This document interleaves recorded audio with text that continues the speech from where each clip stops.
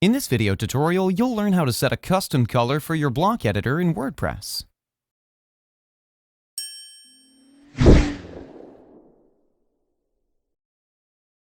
So let's get started.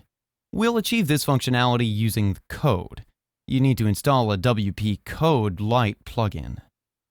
I've already installed and activated it, but if you need help installing a plugin, then we have a video where you can learn that as well.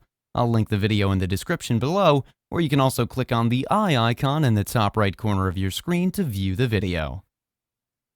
To configure the plugin, you can simply click on Code Snippets. Here, simply click on Add New to add a new snippet. You can speed up the process and select snippets from a pre-made library. I'll select a blank snippet to add code to it. Now, let me give this code snippet a title first.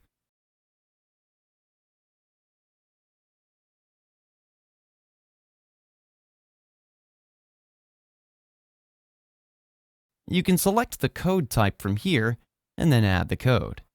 Now, I'll simply enter the code here to change the color for the block editor. I'll mention the code in the description below and you can get it from there. You can change the color code here as per your requirement. And on scrolling a little, you can see a few more relative settings. Don't forget to toggle the active switch. Once done, simply click on the Save snippet. Now let's check the code in action. Let's hover on to Posts and click on Add New. You can see the color change here. Moving back and changing the color here,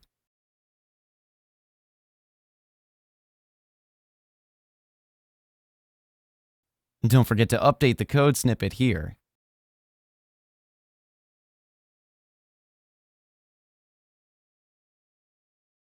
And on refreshing, you can see the changes here. This is how easy it is to set a custom color for your block editor in WordPress. That's it for today's video. If you have any questions or comments, please leave them in the comments section below. And if you like this video, please click on the like button.